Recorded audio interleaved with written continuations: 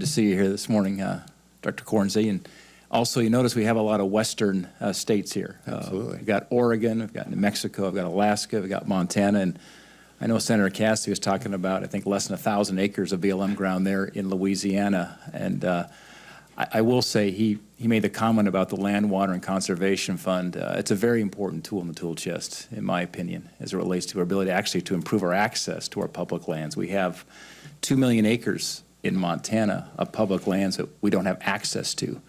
And the LWCF is a way that, a tool that we use to provide better access for the public to their lands. But thank you for being here this morning. As we've spoken before, Montanans rely heavily on their natural resources for energy, for mineral development, for jobs, for tax revenues, to fund our teachers and our schools. And we understand that acting safely and responsibly is the only option when exploring and producing these resources.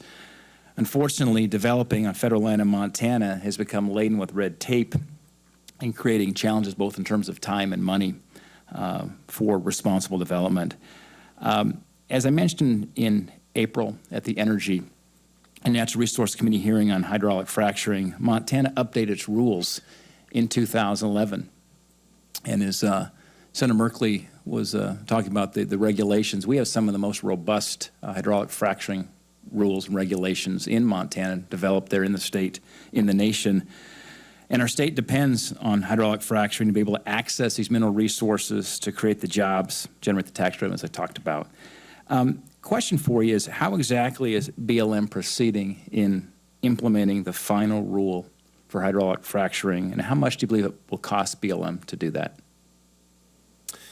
So I appreciate the opportunity to continue our conversation from a previous hearing on this. We are moving ahead through a lot of public outreach. Number one, we've had a number of conversations with state regulators to make sure that we're sitting down and we're understanding the best ways to work together, because there is some flexibility built into our rule to make sure that we can honor higher standards like the ones that you're calling out for the state of Montana. And then similarly, sitting down with industry and making sure they understand what the regulations are. We've sat down with hundreds of operators, and so we're being very aggressive about that outreach to make sure there are no surprises and that we have a fluid, successful implementation. Do you have any idea what it might cost? And the reason I ask that question is here we're struggling in Washington, wanting to achieve balance in our budgets, safeguarding the taxpayer, and yet there's a redundancy now coming into Montana where we have very robust regulations for hydraulic fracturing, and now we have the BLM coming in saying we also want to be a part of this equation when we think we could save the taxpayer a lot of money, as well as ensure that we're safeguarding our resource with these very robust regulations. Any idea what it might cost BLM to implement these regs? Well, I'll give you some numbers to work with on potential cost, but I think it's important to point out that we work in a federalist system, and the Bureau of Land Management has oil and gas leases in 32 different states that we have oversight responsibility for. Montana may have done a knockout job, Alaska may have done a knockout job with their rules locally, but only roughly half of the states that we have to regulate in have stepped forward and put forward hydraulic fracturing rules. So we designed a rule to be a basic layer, a basic standard, largely modeled off of efforts throughout the West. Related to cost, we think this is going to take us, on average, for your average drilling permit, APD, about an additional 4 hours. So when you add that together against all the APDs that are coming in, we think it'll be about an additional 12 positions that we'll have to fill.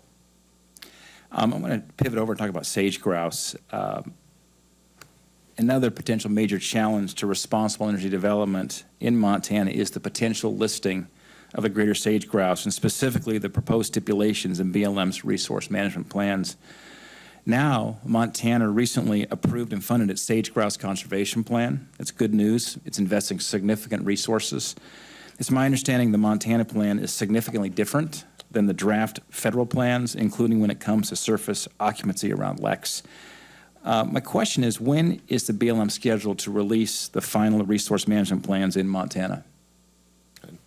Well, I would note we've had a fantastic dialogue with Governor Bullock and Tim Baker, a lot of folks in your state. We do appreciate them stepping forward, and your entire legislature recently, and funding a very good system on the state side. The BLM plans will be coming out within a few weeks, so before the end of the month. And how will these plans reflect Montana's plan? So you'll have to see in the final when it comes out the fine details, but I will tell you that we have built in special flexibility related on the needs of each state. So Oregon has a special system, Idaho has a special system, Montana has a special system, Wyoming has a special system. There's commonality amongst all of them, but we have been at the table and listening intently and working closely with partners in the state of Montana to make sure that we can get as close to something that works for them as possible. I appreciate the flexibility you'll be able to give on that so we can come together with a solution that will ensure that the sage grouse is not listed. So we look forward to further discussions. Last question is regarding the increased royalty rates. Director Corns, I'm aware of the Department of Interior's proposed budget requesting reforms to federal onshore royalty rates and also the Department of Interior's advance notice of proposed rulemaking. Now, according to a Department of Interior report from 2011, increasing federally royalty rates could result in a competitive disadvantage for energy production on federal lands.